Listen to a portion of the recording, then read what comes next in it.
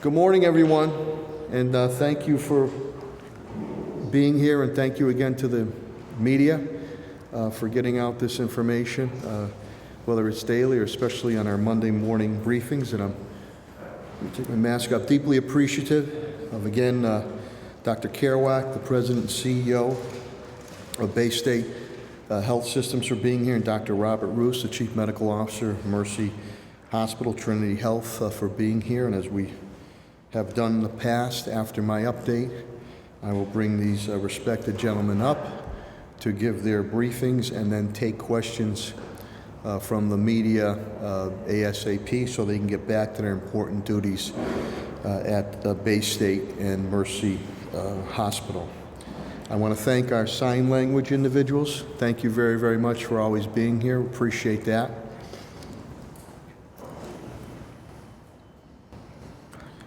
We've had a bit of an uptick. We are no longer on the map green. We are now yellow. And Commissioner Helen Colton Harris will continue on contact tracing, but these are confirmed COVID-19 cases. Friday we had 10, Saturday 24, Sunday 34, a weekend total of 68. That brings us to confirmed cases here in the city of Springfield since this odyssey has started to 3,249. We're going to work hard to get back into that green, but this is a trend that we need to knock down.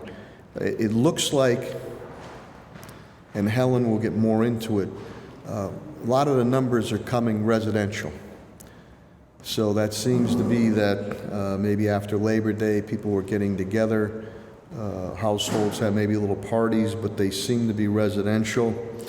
And those at times can turn into super spreading events.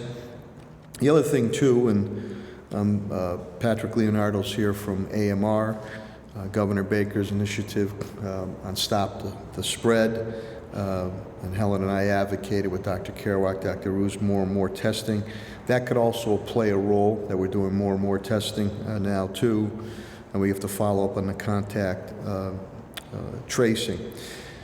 One good thing, and again to those who have lost loved ones to this COVID-19 coronavirus pandemic, our thoughts and prayers and sympathy and encouragement continue to go out to you. We have stayed status quo, 131 total. We're well over a month now, knock on wood, without a death attributed to COVID-19. Again, the breakdown stays the same. White is 57 for 43.5%. Black is 31 for 23.7%. Hispanic is 41 for 31.3%. Asian is 2 for 1.5%. Subsequently, long-term facility stays the same. 57 deaths have occurred there. Residential, 74 have occurred there. We continue our senior meals being delivered to our seniors who are in need of meals, and that's gone very well. I want to thank Commissioner Helen Colton Harris, Sandy Federico, and TJ and Vanpool for the continuing to deliver those. I have to say, and I think that Helen will speak of it a little more specifically on a number of issues today, as will Superintendent Warwick, but the decisions we made ahead of time are bearing. You could see now that our decisions were sound in our kids not going back to school right away because they are super spreaders, and obviously with no trick-or-treating, you could see the trend that is occurring now with the uptick in numbers. We're going to stand by that with no trick-or-treating. Again, we want to knock these numbers down. Springfield Public Schools, the Superintendent Warwick, I appreciate his work with CVS. We're going to have flu shots, as been put across by the state CDC for our students and families at CVS. Governor Baker, and maybe Director Sheehan might get into that a little bit, or Helen, he has expanded the restaurant criteria.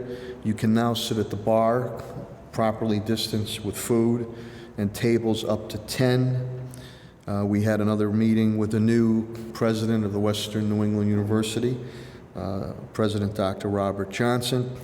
Zoom meeting with my cabinet heads and his administration as we continue to work together.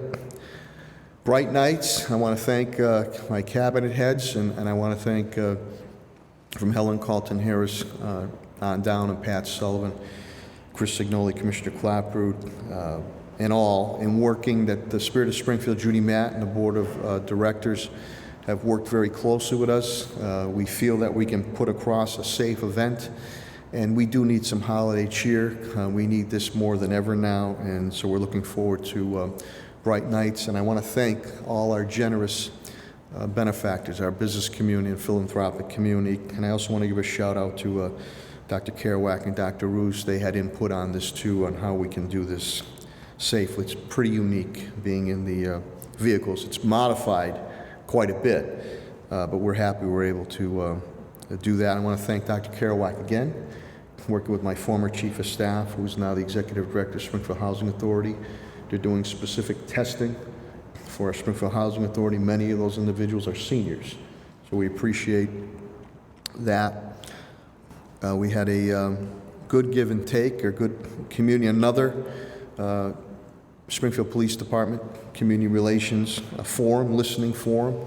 Commissioner Clapper and I and others, and Judge Ireland, the retired Chief Justice of the Massachusetts State Supreme Court. We did that Saturday, mid-morning into early afternoon, and we're going to, with our Community Police Hearing Board, we're going to continue to do that and get the pros and cons and get the constructive criticism. We get some compliments too, but we need your input so we can continue to move our city forward. Earlier this morning, and I really want to give a big shout out to my friend, our Sheriff Nick Kochi.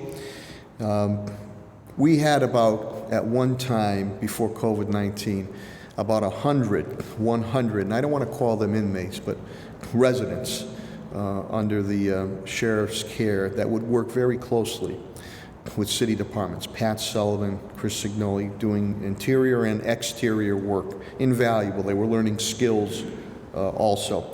COVID-19 hit, completely wiped it out. Little by little, and the sheriff's done a tremendous job there, keeping the numbers very, very low. Little by little, they're starting to be able to come back out on work release, but not to the numbers we need. In turn, I wanted to do a bit of a cleanup in our city on major thoroughfares. And I know in the Forest Park area, Dr. Paul Hetzel has been a big advocate of that, and we had some planned attack that was going to occur this spring until this pandemic occurred. So this morning, 100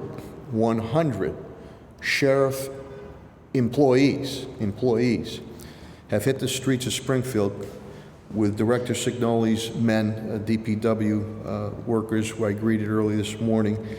In the X area, Forest Park, that Belmont Ave area going to downtown Dickinson Street, Bay, McKnight, Pine Point, Bay Street, Roosevelt Ave, East Springfield, Page Boulevard, St. James Ave, St. James Boulevard, Indian Orchard, Pasco Road, and Goodwin Street area. So we're going to continue to try to do these to our best of our ability, especially when the crews got out. But every little bit helps.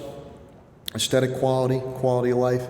And I always say, if everybody just did their part, picked up in front of their house, in front of their business, on their street, on their corner, in the neighborhood, we'd have a cleaner Springfield, cleaner state, and a cleaner America. And Superintendent Warwick and I spoke about it before this COVID-19 happened. We were going to try to get involved with a somewhat of an educational program in the schools, letting kids know to their families how important it is to not throw trash out.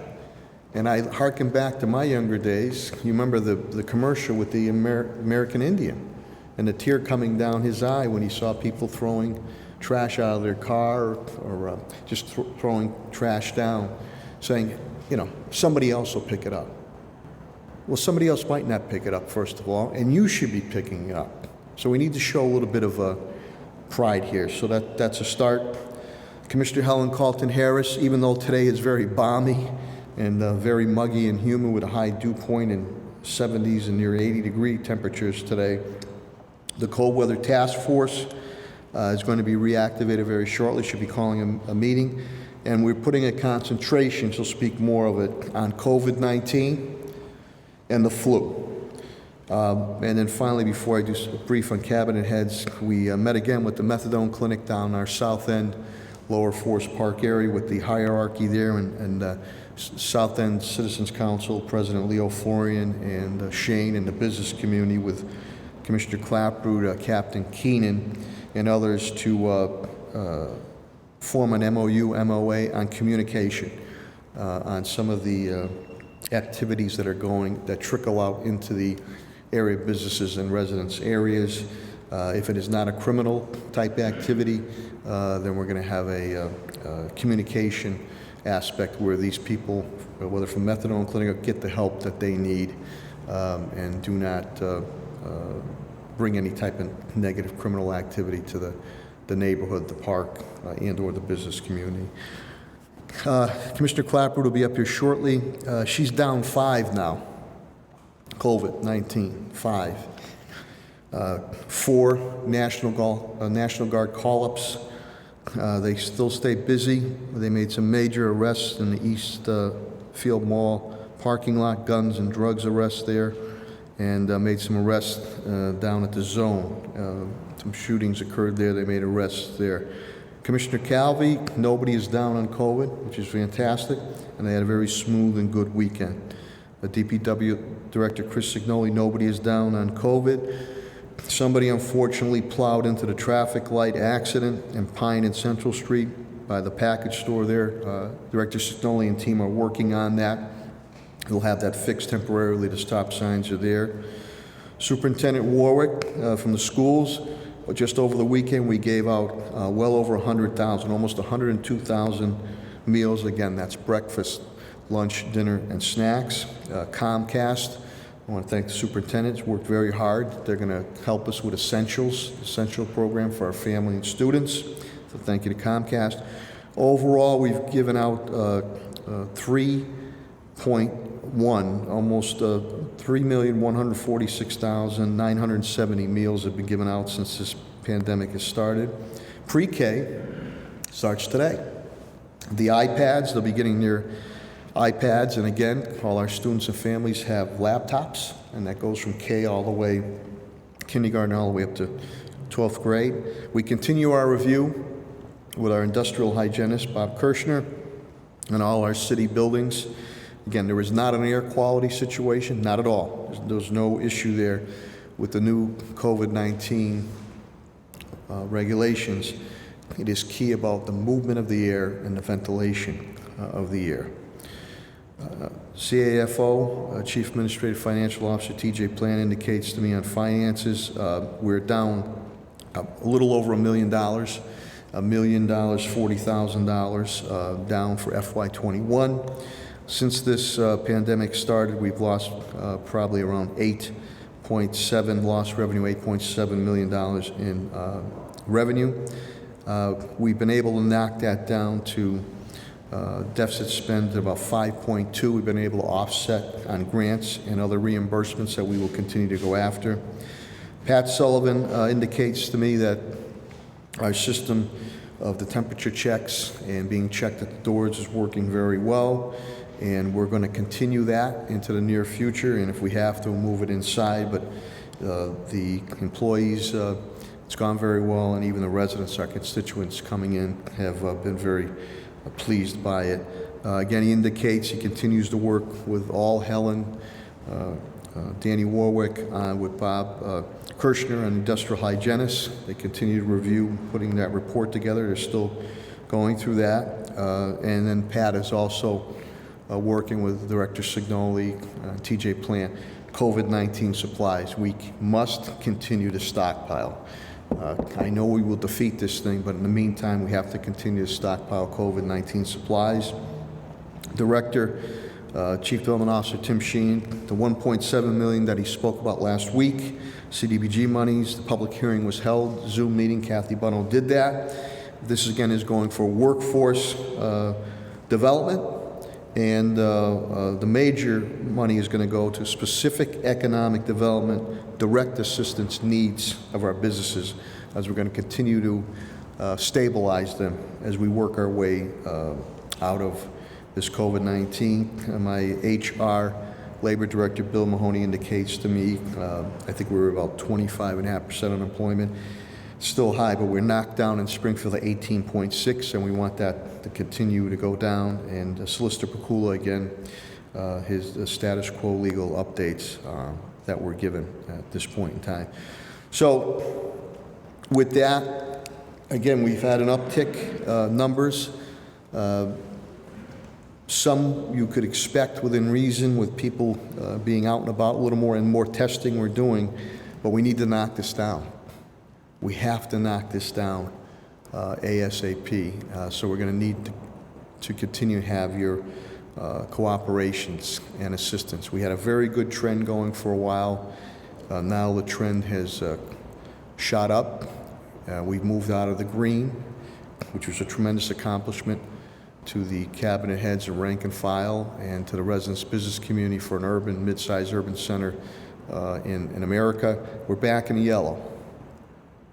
So that's a warning sign right now. So with that, I'm going to turn it over to Dr. Mark Kerouac, who is the President and CEO of Bay State Health Systems. Thank you very much.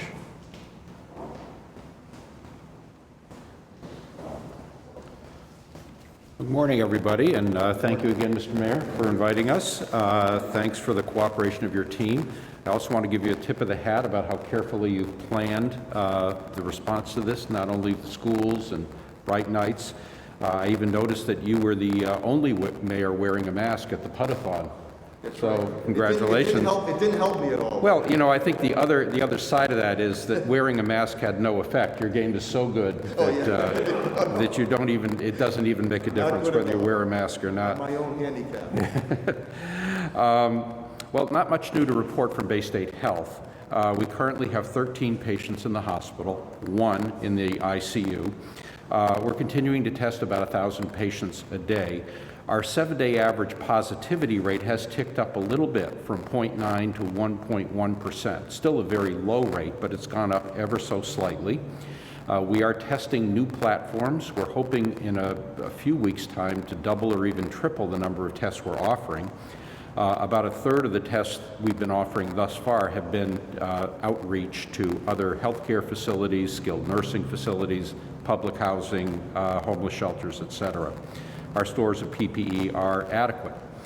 As the mayor mentioned, the public health map for Western Mass shows a slight shift from the one from the week before, and many of the larger towns around Springfield as well have gotten just slightly worse.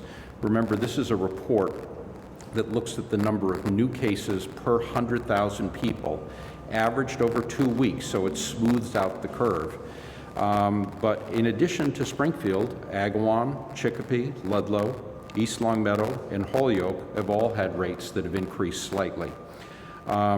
West Springfield and Westfield were pretty much the same, and Munson and Palmer that had blipped up in the prior report are actually on the way down. I don't really know if this is a blip or the beginning of a trend. I think it's more likely a slight trend upwards, but I would urge us all, let's not wait and see until it becomes obvious that this is a departure from our previous good record. It's kind of like when your car starts veering out of its lane on the highway. The time to correct it is early rather than when you're in the ditch. Basically try to get back on course. And to try to prevent these little social gatherings that seem to be the keys to the outbreaks we're seeing. I just heard of one this morning among 13 students at UMass Amherst living off campus who had a gathering. Statewide, the rate of positive tests has remained pretty steady, but the running average of people in the hospital with COVID-19 has been going up these last 2 weeks. From 308 to currently 384, so the number of hospitalized patients is going up. Nationally as well, we're seeing an uptick. Currently, there are 22 states that are seeing a rise in new COVID cases. That compares unfavorably with just 9 a few weeks ago. Also, as a nation, over the weekend, we hit 50,000 new cases a day for the first time in a month. We had been in the 40,000 range prior to that. Globally, sadly, we are nearing 1 million confirmed deaths due to COVID. We'll probably hit that grim milestone this week. Unfortunately, the United States is #1 in cumulative deaths with over 200,000, but we're also one of the top 4 in the world in new deaths, along with Brazil, India, and Mexico. Those are all underdeveloped countries, so we're the only developed country that's seeing this level of ongoing deaths. And I believe that there's a lot we could do to prevent it. We know what works, we know what we need to do.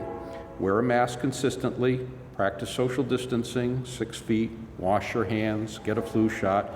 I've been sounding like a broken record for the last several months talking about these things. You could almost bet anything that I was going to say them again, and I'll say them next week. But if we can maintain this mindset of being careful in simple ways in public places, we can continue to open up while still reducing the frequency and the impact of these little brush fires that we've been dealing with these past few weeks. It's really the commitment of each of us that affects the health of all of us. So I hope we can get this trend under control. Thank you for the opportunity, Mr. Mayor. Thank you, Dr. And thank you all for your hard work to keep this under control. Thank you, Dr. Carroll. We'll now bring up Dr. Robert Roos, the Chief Medical Officer of Mercy Hospital, Trinity Health, and then Dr. Kerouac and Dr. Roos will take any questions you might have. Thank you, Mayor, Thank you, Dr. for all that you've done. And I just want to also thank you for the message today and for the dedication to service, to cleaning up our community. I spent half my Saturday cleaning up the Connecticut River myself, and believe strongly that a clean environment makes a healthier community. So thank you for your team and their efforts in that regard as well. I want to thank everyone in the community also who continues to be focused on reducing the risk of transmission of COVID. It is great news that there are no cities and towns in Western Massachusetts that are in the red this week. But I would reinforce Dr. Kerouac's message and caution regarding those cities and towns that have increased from green to yellow, as we clearly need to continue to focus on this day in and day out. At Mercy Medical Center, also, not much new to report. The numbers of hospitalized patients continue to be low. We have seen, however, a few more cases come into the hospital over the course of the past week, as we do have 2 hospitalized patients this morning, neither of which are in the intensive care unit. Our test positivity rate has fluctuated week over week from around 1%, and in this past week, it stayed at 0.9%. Which is right about at the state average, as you know. I do want to explain a little bit more about the statewide test positivity rate, however, as I'm also seeing some signs and indications that would be of some concern. As you know, the test positivity rate takes into account all the tests performed, and that rate has been 0.8% for some time here in the Commonwealth. However, the overall number of new cases has been increasing slightly, but still increasing week over week for the past 4 weeks. Yesterday, it was reported that there were nearly 600 new infections, and that is about a 50% increase from where we were at about a month ago. And each day, the Department of Public Health publishes a daily dashboard that shows the test positivity rate, but now it also shows the positivity rate when looking just at unique individuals and how that changes day over day. And what we've seen is that the percentage of tests that are positive amongst unique individuals has gone up from 1% to greater than 3%, with 2 days in the last week at 3.7 and 3.9%. So it's only when we factor in all of the tests that are performed, which includes repeated multiple tests on the same person, where we've seen the rates stay below 1%. We know that we've been testing more and more, we've been performing more and more tests, often on the same people, many of those who are lower risk, because of the emphasis on testing young people as we've reopened colleges, universities. But what that's done is it's watered down and diluted a little bit about the true picture of the tests and the numbers of new cases. We've seen these new infections largely occur amongst young people. The majority of new cases are amongst young adults between the ages of 20 and 40. And this would suggest that it is in large part due to the reopening of some of our institutions of higher education who are performing upwards of 30,000 tests per day across the Commonwealth of Massachusetts, as college students are now representing a greater percentage of the overall positive cases than they did previously. Now, we know that often COVID may not create as severe of an illness as it does in older people or have as high of a mortality rate, but I don't want that to be misinterpreted. Young people can still suffer significant complications. They can also serve as a reservoir for infection that can transmit it to the more vulnerable people in our community.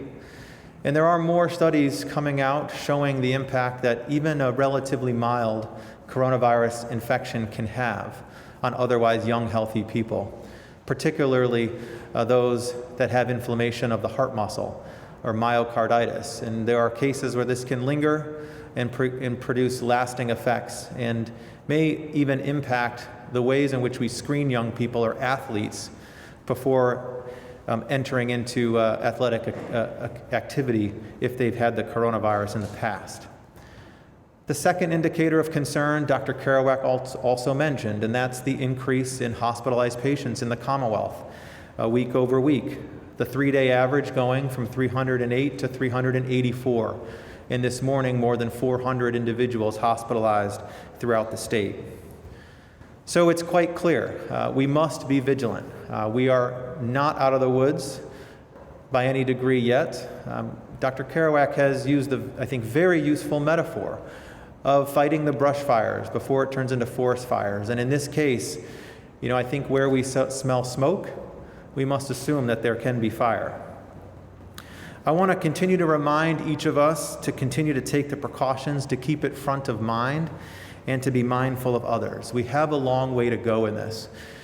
The United States, when we look at the epidemiologic curve, unfortunately, we continue to see it go up, go down, go up again, go down, and now starting to see it go up again. We really have not been able to sustain a significant downward trend for longer than about a month thus far. And that's a concern. The more cases of the virus that we see now as we approach the fall and winter, the more serious cases of COVID and hospitalizations we should expect. The question that I don't think anyone has the precise answer to is how long all of this is going to be going on. When will the end of this pandemic be? When will we have sufficient herd immunity such that widespread or ongoing transmission is nearly or completely prevented? Now, this is the question that's been on the mind of experts since the beginning of the pandemic. And there have been some models that have recently been discussed and published. Those models vary, and they can vary significantly, but they largely depend on several key factors: the timing, the effectiveness, and the adoption of a vaccine, the level of natural immunity that the community has acquired due to exposure to the virus, passive protection potentially from another immunization like the BCG vaccine, and potential cross-immunity from exposure to other coronaviruses, and the level to which a community interacts with and mix amongst each other.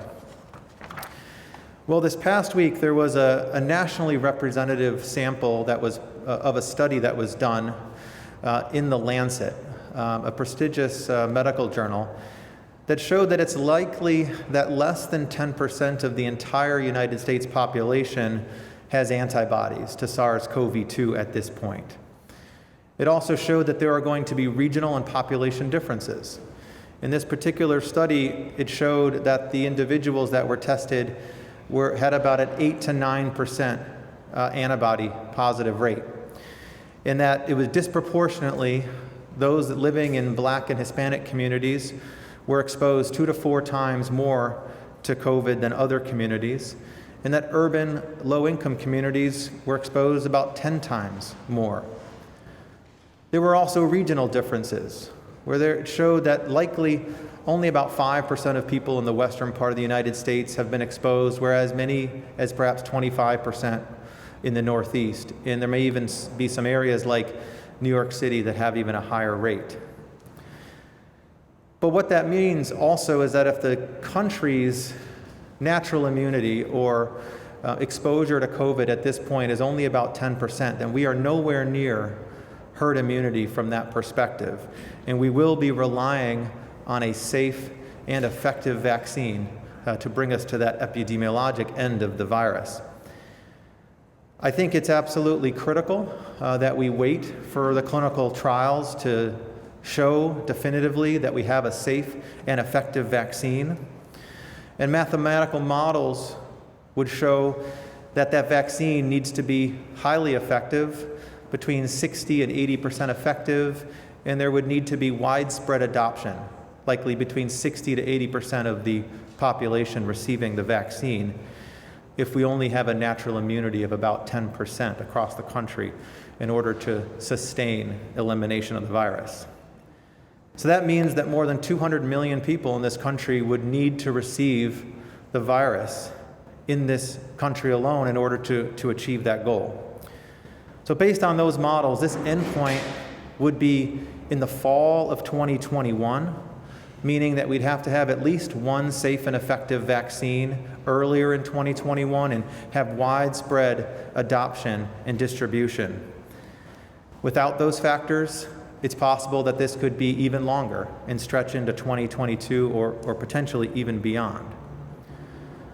However, and I can't stress this enough, even if the epidemiologic end and the complete elimination of COVID is going to take some time, and it's going to continue to require effort in the form of vaccine development, investigation, and distribution, our continued community recovery, our continued return to a renewed sense of a new normal is something that is very much within our grasp right now.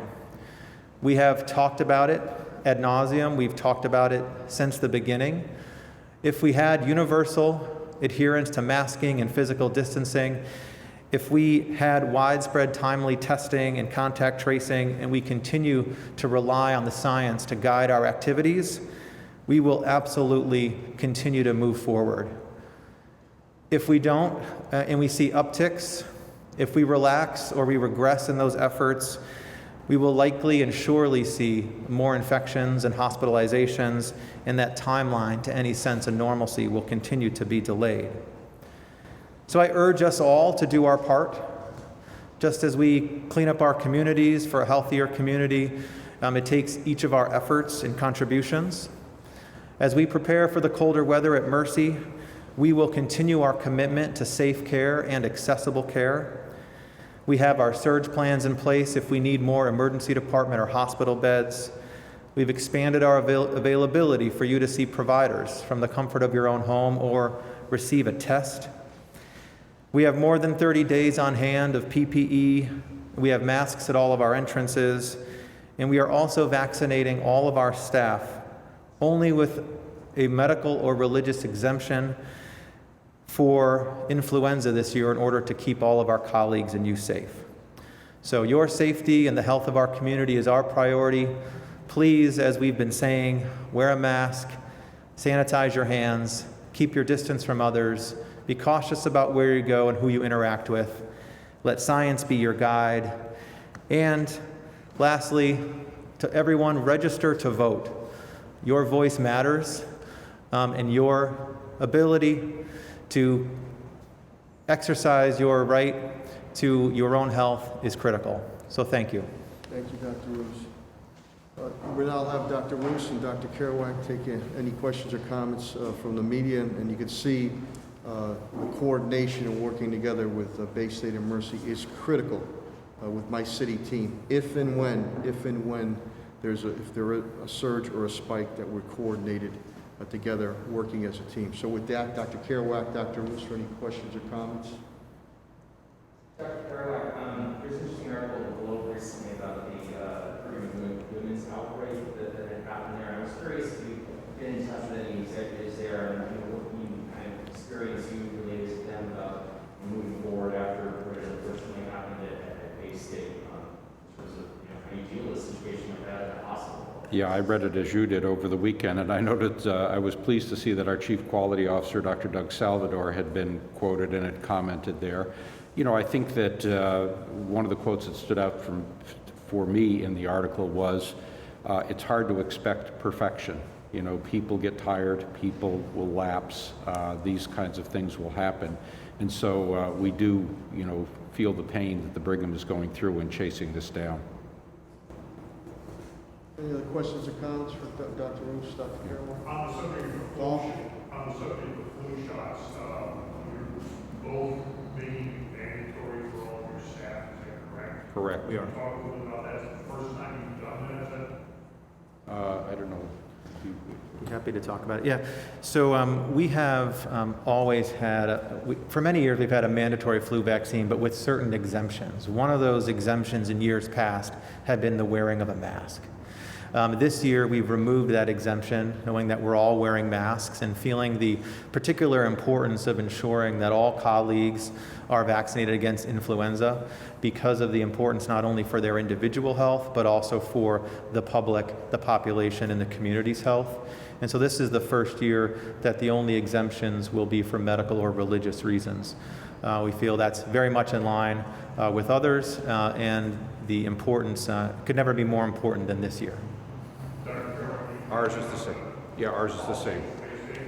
Our change had been to remove the mask exemption as well. It's only religious or medical reasons to not get a shot this year. And so our policy lines up well with what Mercy is doing. Any other questions or comments, Dr. Caroline, Dr. Roos? Yes, 22? We're talking about how, roughly speaking, the test rates for positives are about the same, but when you break it down to unique individuals, explain a little bit about what the difference is in that. People at home might not be able to follow what unique individuals. I'll just jump in. Roos, Yeah. Caroline? So there's a couple different ways that you can look at the test positivity rate. Overall, the test positivity rate that's typically reported is of all tests performed within that week, and then looking at the number of positive tests and dividing that numerator by the denominator and getting the percentage. What that doesn't take into account is that there are many people who are tested multiple times, and so there's multiple tests. Typically, those are all negative tests, so you're continuing to repeat those same tests. And so what it does is it creates a larger denominator, a much bigger sample from which you're testing, but you're testing the same people. So when looking at just the people that are being tested, what has given me some concern is over the past couple of weeks, we've seen that percentage go from about 1% to we've had days that have been over 3% in the last week when you look at just the people that have been tested. And so of the people that have been tested, the test positivity was about 3%. There was a day where it was 3.9%. So basically what you're saying is you're eliminating the double and triple and quadruple testing of certain individuals, and you just look at the broad That's- number of people who are tested. That's correct. You're eliminating the repeat tests. And if you look at the daily dashboard that the Department of Public Health puts out, it shows you the numbers of tests that are done. I think it's in a lighter blue line, that are done on unique individuals, and then it shows you the total number of tests performed, of which those are tests that have been performed on people that have been tested previously. Now, granted, some people may have been tested a month or 2 months ago, and they're being retested again because maybe they're having repeat exposures or there's some other indication. And so there may be some certain situations, and I think it's valid to look at both numbers to give you a truer comparison of what the current situation is. Dr. Caroline? Anything else? No, nothing to add. Let me ask Audrey Russo. She hasn't asked the question yet. Mr. Mass News, anything? Put her on the spot. Exactly. If you do, if you do. No, I was wondering if, with respect to the Springfield moving into the yellow, if this changes anything about maybe your visitor It's just a slight increase. I mean, it's went from 3.3 to 4.3 new cases per 100,000 population. Really, it's the ability to adhere to the same stuff we've been talking about for weeks and weeks that really ought to bring it under control. And when you look at where are the new cases coming from, they usually are gatherings of people where folks have given up on doing the basic stuff. Would any larger increase maybe change that?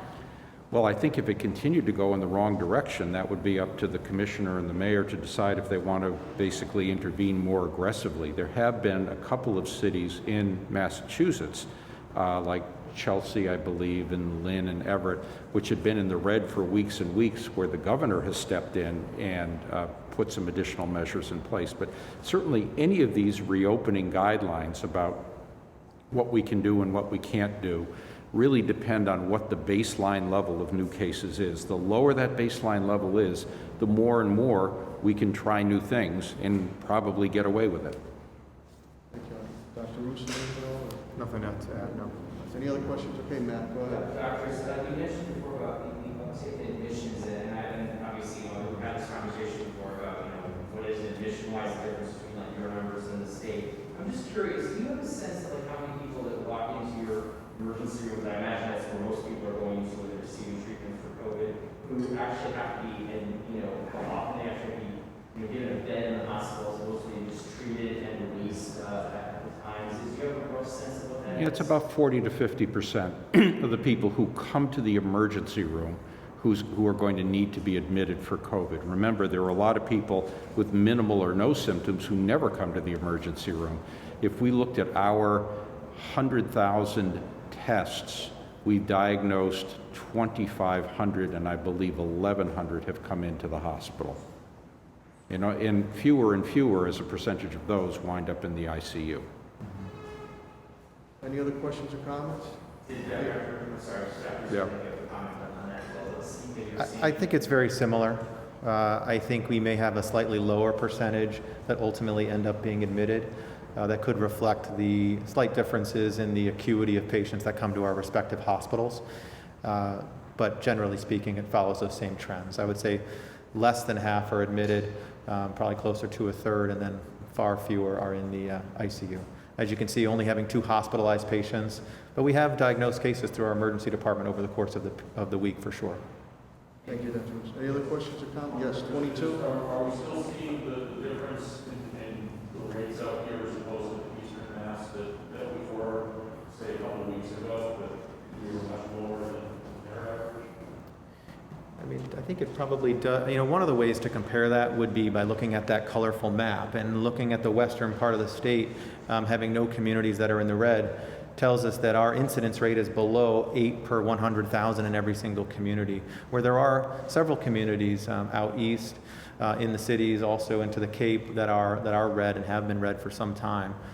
I think our test positivity rate also has been mirroring the state average for some time, and so those are both signs that Western Massachusetts seems to be doing well comparatively, as well as based on objective measures locally. Dr. Kerouac, I don't know if you want to add. Any other questions or comments? Hey, thank you to Dr. Kerouac and Dr. Ruse, and stay healthy. Thank you. You as Safe, well. you and your staff and families. Thanks, you very everyone. much. Thank you, gentlemen. Have a good day. We'll now move to my Dr. Anthony Fauci, the Commissioner of Health and Human Services, Helen Colton Harris, who will give a little more specifics on this uptick that has occurred. Again, we were below the 3 point something. It's ticked up a little above 4 now. So we want to continue to be proactive to get back to that green. So without further ado, the Commissioner of Health and Human Services for the City of Springfield, Helen Colton Harris.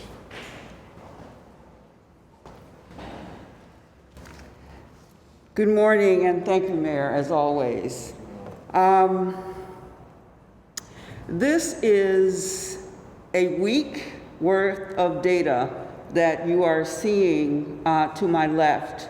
You can see that we started this week on Monday with 6 cases, Tuesday, 9 cases, Wednesday, 24 cases, Thursday, 17, Friday, 10, 24 again on Saturday, and 34 cases yesterday.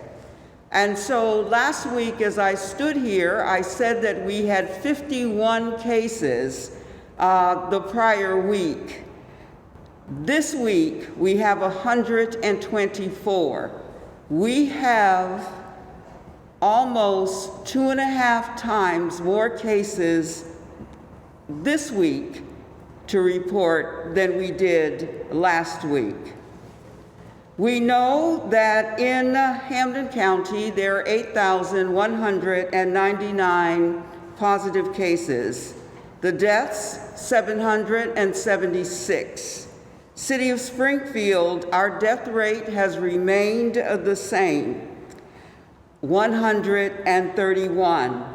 I'm going to get very specific into zip codes as I talk. I'm getting specific not to shame any zip code or not to be discriminatory towards any zip code. I'm doing this because I care, and this administration cares about the health of the residents of the city of Springfield. The more information you have, the more ability you have to make good decisions about your own health and safety. And so, in zip code 01101, there was 1 case, 01103, 2 cases, 01105, 6 cases, 01107, 22 cases, 01108, 26 cases, 01109, 22 cases, 01119, 7 cases, 01151, 5 cases, 01128, 2, 01129, 01182, and 01104, 28. 4 zip codes made up approximately 87.4% of the new cases that we have in the city of Springfield. The other zip codes made up total 26 cases. And so when we look at the map and we do the contact tracing, what we know is that this uptick is behavior related. I do not believe that it is related to density or it's related to ethnicity or race, I should say. I say that because we have dense housing in the Metro Center, 01103. We have dense housing in 01105. As I said to you, those cases are low. And so I and my staff will continue to do the contact tracing. We are seeing so far clusters. A cluster is something that occurs when you see a number of cases geographically in the same area, and that is what we are seeing. So it's important that we think about isolation and quarantine, and we've had those discussions about isolation and quarantine. If you get a call and you are asked to isolate, that means you're staying away from everyone in your environment. If you are asked to quarantine, that means that you are also need to be in a specific area and quarantine yourself or have a negative test and continue to quarantine. It is important for us to understand that as an administration, we take every one of those 124 numbers very seriously because we know that that is going to impact the health of one of our residents. So if we have 124 positives last week, What we also know is those individuals may be out in the community. We are hoping people isolate and quarantine, but there is nothing to prevent further community spread except our behavior. And our behavior has been talked about over and over again, which is face coverings, which is hand hygiene, which is social or physical distancing, which is staying away from individuals if you are not feeling well.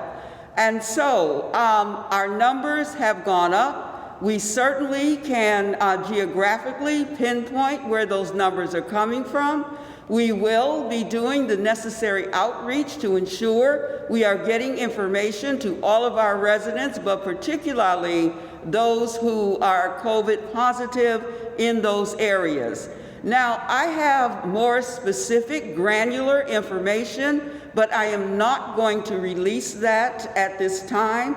I am doing the broad zip code because that is broad, but we do have specific information that we have released to our first responders, and we will continue to work with the community to try and make sure that we are stamping out this increase, or at least mitigating the risk.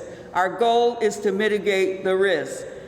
Last week, I told you we were on a slow uptick. Well, the slowness of the uptick has now turned into an inferno in my estimation, because we have 2.5 more cases than we did last week. To that end, every year the mayor convenes the Cold Weather Task Force. The Cold Weather Task Force, or the Cold Weather Response Team, is tasked with looking at things that are related to weather, such as there are individuals on the street who need some outreach as far as making sure that they are not in harm's way. This year, because of COVID-19, the mayor has asked that the Cold Weather Response Team be expanded to look at COVID-19 as far as our neighborhoods are concerned, and flu as far as our neighborhoods are concerned. And so we will be looking at morbidity and mortality data for the entire city of Springfield, but certainly making sure that this response team that will include police, fire, park, the Office of Emergency Preparedness, PVTA is important, code enforcement, our health center, the city's 311, the Mayor's Office for Citizens with Disability, Community Support Options, or Friends of the Homeless, the Mass Department of Social Services, the Public Health Department in Northampton and in the state, the Transitional Assistance, Catholic Charities, the Rescue Mission, Neighborhood Council, Civic Association, as well as Greater Springfield Senior Services and the Chamber of Commerce are some of those entities that will be on the cold weather response team and will be helping our city to mitigate the risks of flu, COVID-19, as well as the cold weather. Testing. I want to start by thanking AFC Urgent Care. They have done an amazing job. They have tested regionally over 10,000 individuals, and here in the city of Springfield, almost 4,000 individuals. So Patrick, thank you and your team for everything that you've done. And I think the mayor has made a good point. Had it not been for Stop the Spread, can you imagine having these clusters, and it is a cluster, and not being able to go and get tested? Because we are testing, we understand the penetration of the virus in our community, and the Stop the Spread initiative has been critical to us being able to mitigate the risks as far as this virus is concerned. So I am grateful to AMR. AFC Urgent Care on Cooley Street is still doing testing, AMR, daily from 8 to 6. They are at Eastfield Mall. Fallon is at Springfield Technical Community College.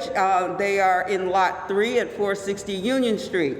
We will be changing their site. Their site will be changing, we believe, to another site where they're might have more foot traffic. So we will be announcing a new site for Fallon. There's one thing I want to make perfectly clear. This spike in the city of Springfield is not related to institutions of higher learning, colleges, is not related to MGM. And that's important to say because oftentimes when individuals look at these numbers, they're quick to assign it to a particular entity. These numbers reflect residential spread and is not related to anything other, any of those other institutions such as colleges or MGM. Our contact tracing, we have talked about, isolation, quarantine. If you get a call from us, please answer your phone, give us your contacts. This is going to be critical for us to stopping the spread. It's important, again, for us to have the information. Travel orders. The Commonwealth has taken Oregon off the list of exempt states, and so they are no longer exempt. So the states are New Mexico, Colorado, Connecticut, Maine, New York, Vermont, Washington, and Wyoming. Again, Oregon, if you travel to Oregon, you will need to isolate yourself. You will also, you will need to either have a negative COVID test or you'll need to quarantine for 14 days. Flu shots. We are in the process of setting up our schedule for flu shots. We will start with the most vulnerable in our city. We believe in terms of our seniors, we believe that we will begin with our seniors as far as our flu shots are concerned. But I would say that flu shots are being offered at CVS, at Walgreens, at your physician's office. Get your flu shot. We'd appreciate it if you would get it by the end of October. It does take 2 weeks to build up immune protection.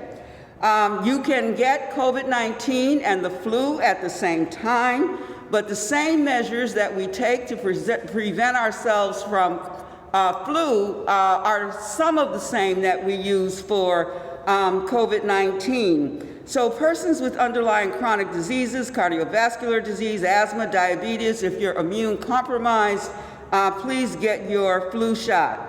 Again, avoid close contact with individuals, stock up on food and medical supplies, check on your neighbors, particularly if they are elderly individuals. So this week, I think for all of us, started out with 6 cases, 9 cases. When the 24 came in, I think all of us held our collective breath because we hoped that it was an anomaly. We hoped it was just Wednesday. That has not proven out to be the case. We are obviously yesterday with 34. We are extremely concerned.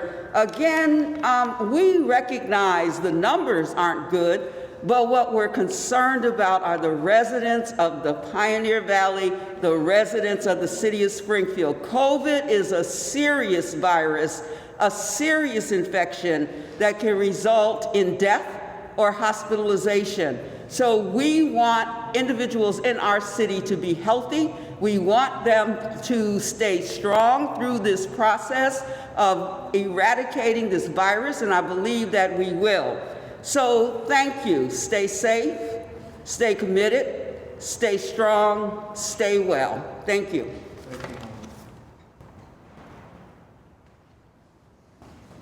Nice shoes, Helen. Thank you, Commissioner Helen Colton Harris. We'll now go to the public safety component of the COVID-19, and I will bring up the Fire Commissioner of the City of Springfield, Bernard B.J. Calvi.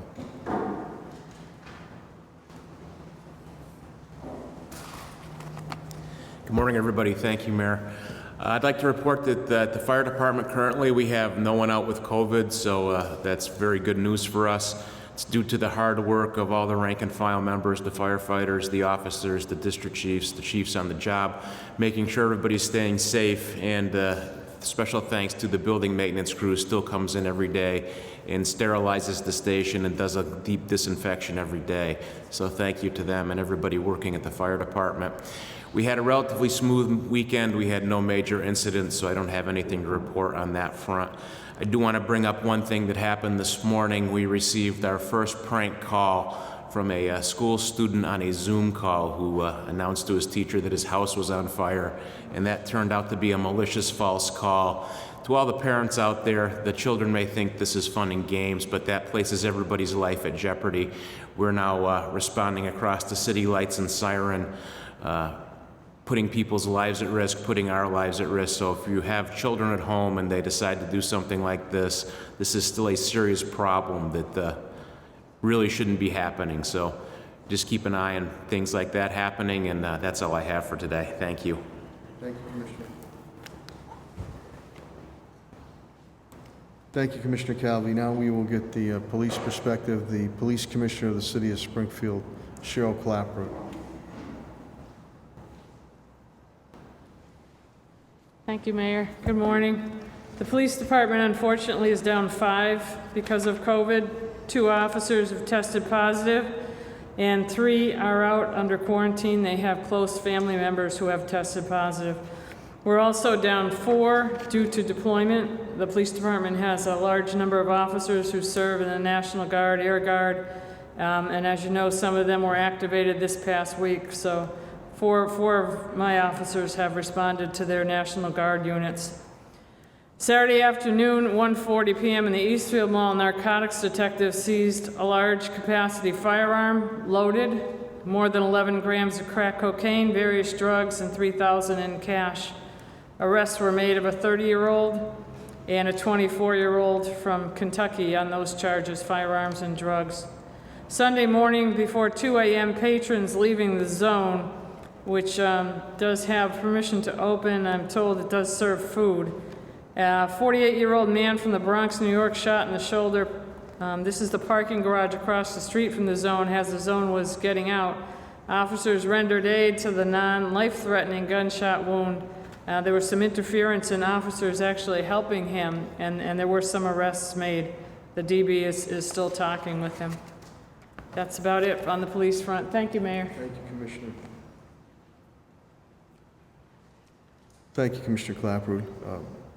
Schools have opened up, and it is gone well. And we worked out the kinks, and I appreciate Superintendent Dan Warwick's team and the teachers, administration, the students, and the parents and families. So with the update from our Springfield Public School System, is Superintendent of Springfield Public Schools, Daniel Warwick.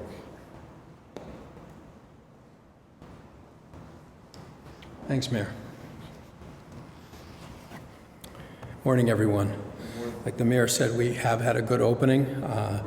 One thing that really helped us was the mayor's intervention in really helping us push our Comcast Internet Essentials Agreement, and so that our families could get on the internet. That's been executed, and consequently, we've had over 90% attendance all last week in school. Another thing that we're setting up to help the community, and the commissioner talked about this, but flu shots. So we're working in cooperation with CVS to help families get flu shots. As you know, that's going to be part of the portfolio with the immunizations for folks in school, and it's going to be mandated for anyone who doesn't have a medical or religious situation. Good news on the meals. We've been able to get all the waivers with the USDA, and the program is really running really well. As of Friday, we've been able to give families 3,146,970 meals. We have 18 sites going, and we're again distributing on Monday, Wednesday, and Friday. For the weekend alone, we distributed 101,824 meals. Our pre-K opens today. We are opening with work packets, but we've been able to get iPads. We're getting them configured, and we're going to get those out to our pre-K students' families to have the iPads to follow up on their educational program. One thing that helped us with that is we were able to secure a $1.2 million grant with DESE. $600,000 went to iPads, $300,000 went for Internet Essentials, because again, we're paying for the Internet Essentials for a lot of our families, and another $300,000 for laptops to help make sure we had enough laptops for our K-12 students. A bit of good news, we've been required to complete negotiations in every aspect with our unions, and we've successfully negotiated all of the remote learning agreements with all of our unions, so that's, again, going very well. That's all I have to report. Like the mayor said, we had a good opening. We've had over 90% attendance. Thanks. Thank you, Superintendent Warwick. Thank you, Superintendent Warwick. And as I always say before I bring him up, Springfield's in the business of doing business, and Chief Development Officer Tim Sheehan and his team have done a tremendous job in being very, very creative and innovative to make sure that we prime the pump and continue to get money out to our businesses so we can stabilize them. Without further ado, the Chief Development Officer of the City of Springfield, Tim Sheehan.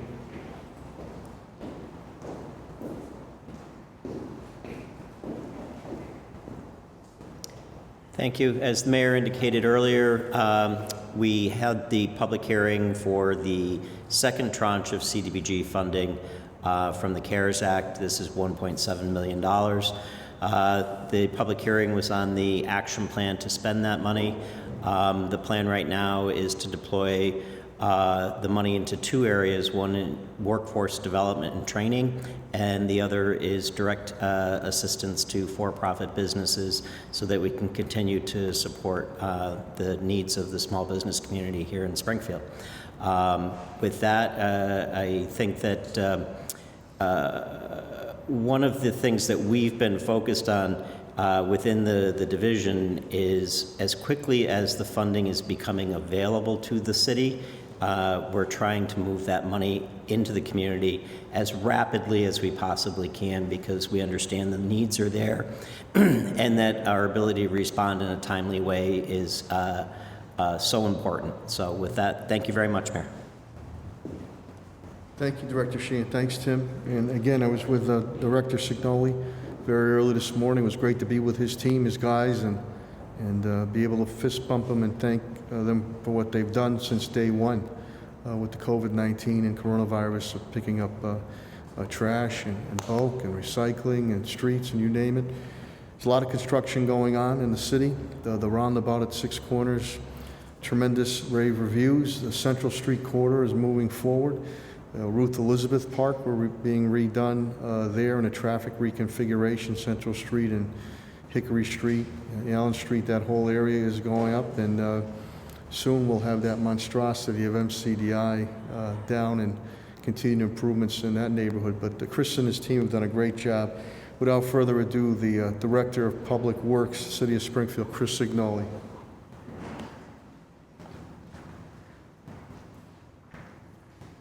Thank you very much, Mayor. With regard to DPW, we have no employees out with COVID.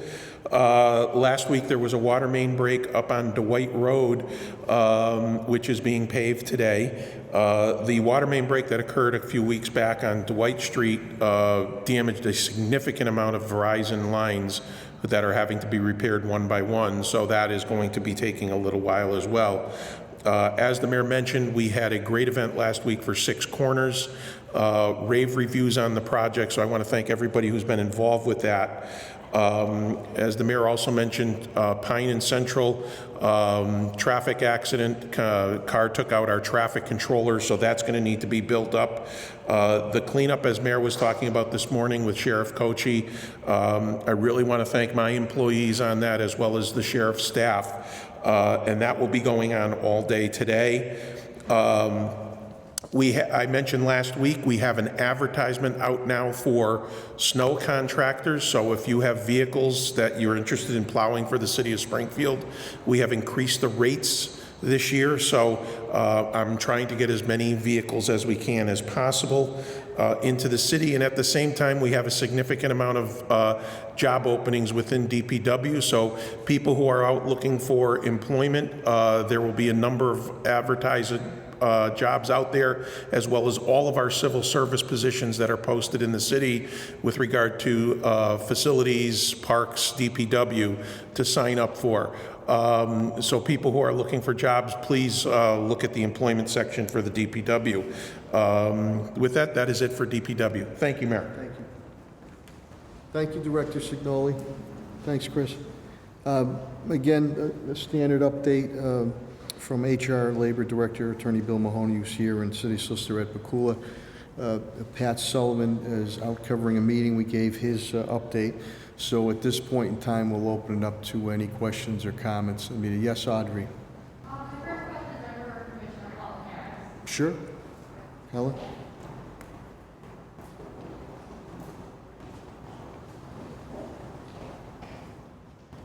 I was wondering if you'd be able to repeat the zip codes that you said have seen the increase in COVID cases. Sure, let me get my paper.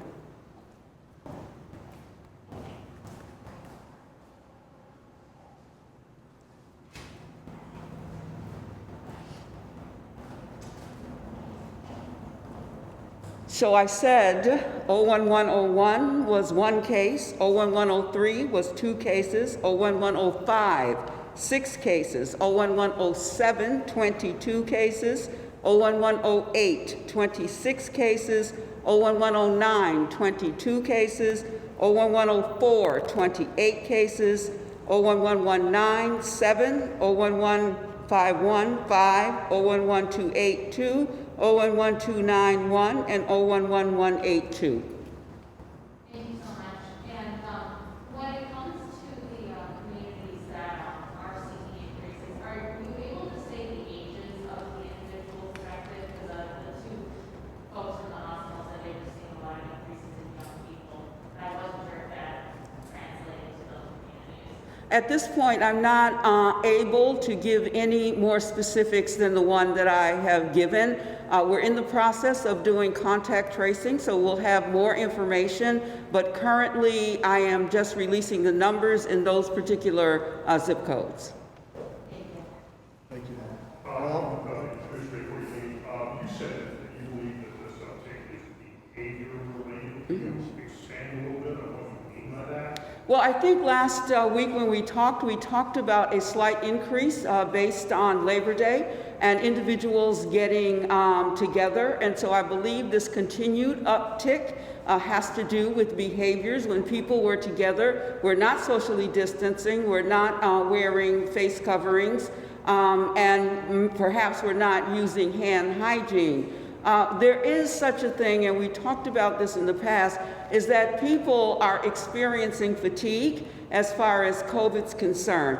The other thing that I'm concerned about is that Springfield was green, and so we may have given individuals a slight case of being, compliant, non-compliant, because they believed that Springfield was doing so well that they did not have to continue to use those precautionary measures that we have asked individuals to do.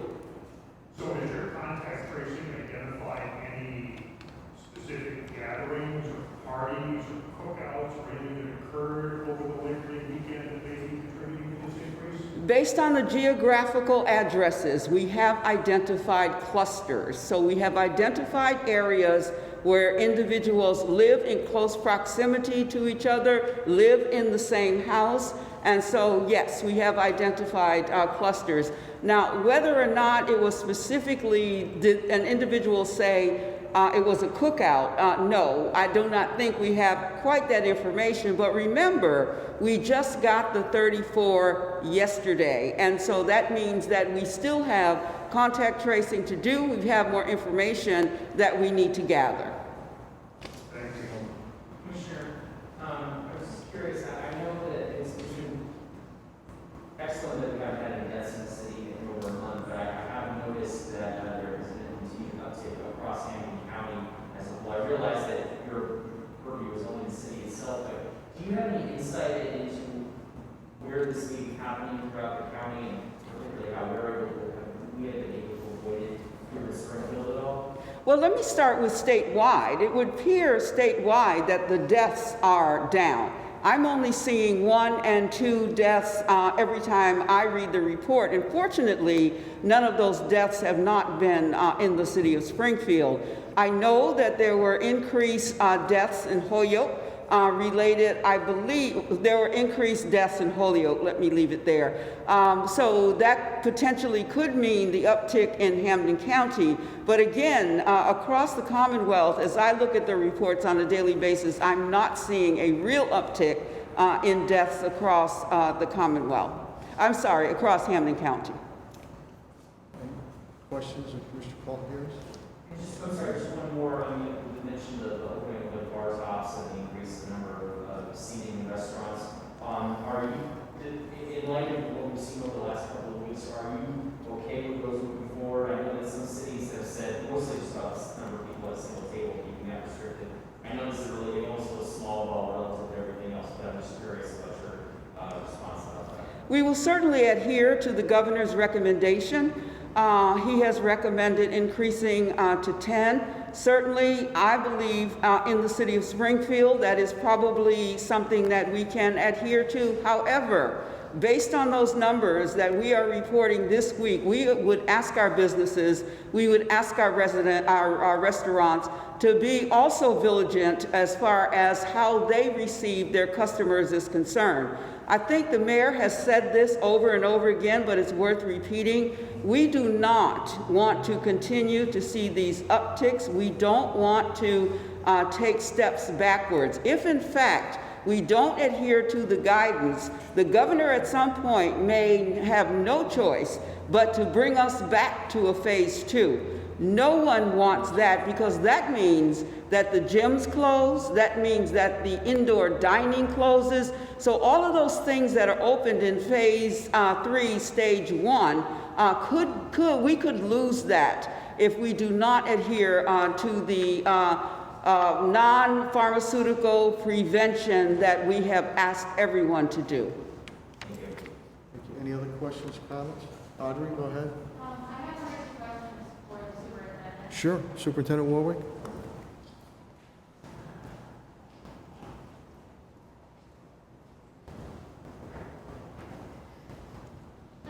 Hi, Audrey. Sort of in relation to the uptick in cases, great to see the participation rate over 90. Just wondering if any of the increases in cases have affected how students participate in school. No, we haven't seen that yet. The attendance has been holding pretty steady.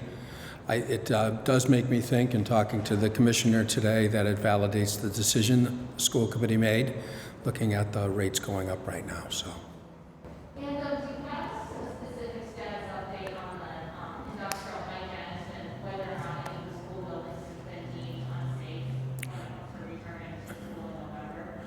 No, we haven't received a report yet. They're still working on it. We have 58 buildings, and they're going to look at every room in every building, so it's going to take some time. So we haven't received it yet, but we really didn't expect it yet. Again, we don't have an air quality problem. It's the air movement that we're taking a look at, and we're expecting to get a report, but I think it's weeks away. Do you know if they've been in every building yet, or if they're still going on They were, last I talked to Patrick Sullivan, they were going through one by one. The report is not complete, and I don't believe they've been to every building yet. Okay. Any other questions or comments? Okay, I want to, go ahead, Matt. Yeah, go ahead, Matt. Mr. Gladwin?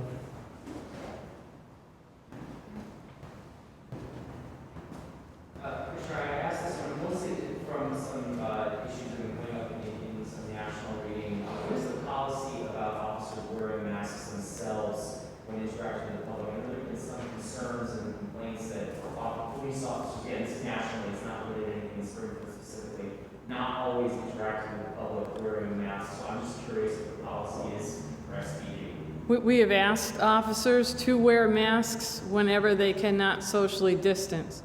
We have set some protocols in place so that the more that they can socially distance, the better. So we've asked that complainants sometimes come outside so that officers can talk to them in an outside setting or from their cruisers. When that is not possible, and especially when they're going inside, we ask that they wear and don the mask and the glasses that we provided. And our PPE supplies are right now pretty well, so everybody should be outfitted with masks, glasses, and gloves. Thank you very much. You're welcome. Thanks, Commissioner. Any other questions or comments? Okay, I want to, again, thank everybody, especially the media. Thank you for the TV media, the radio media, and the print media for being here and getting this information out. I think Commissioner Helen Colton Harris might have brought up a good point. We were elated when Governor Baker indicated personally when he was here for another announcement that for a mid-sized urban center in America to be in the green is quite a testament, not only to the city team, but to the residents and the business community. Well, I'll use the analogy of DPW Director Chris Signoli on the Pine and Central Street traffic light being down. Green is go, go, go. And that's good. Well, now we're back to yellow. We're a little over, so we're back to yellow, which is caution. But just think about what you're doing. Wear those masks. Wash your hands. Social, physical distancing. I know people are missing each other, but as you start to expand a little bit and get out there, you need to do it. Because as Commissioner Colton Harris has indicated, this was not attributable to the colleges coming back. We're working very closely with the colleges and universities. It was not attributable to MGM. It was not attributable to, we have some dense housing complexes. The numbers really show residential, which means gatherings getting together. And of course, we want you in a safe, healthy way to be able to get together. But we got to be cautious. So let's continue. I don't want to be taking a step or two backwards, but we're going to be ever vigilant. We're going to continue to test, and I think that's, as Commissioner Helen Colton Harris indicated, is a plus. We're going to continue to aggressively push on testing. We appreciate Governor Baker's Stop the Spread. AMR has done thousands of testing. Shortly with Fallon, we'll be announcing another location that gives even more people opportunity to test. But when Helen Shop calls you for contact tracing, nobody's trying to hurt or shame anybody. Please, please follow up with the information for your own good, your family's good, your friends' good, and your neighborhood good. So, again, I deeply appreciate my cabinet heads all the way down to rank and file. They have been tested and true, as I've said, in a number of natural man-made disasters.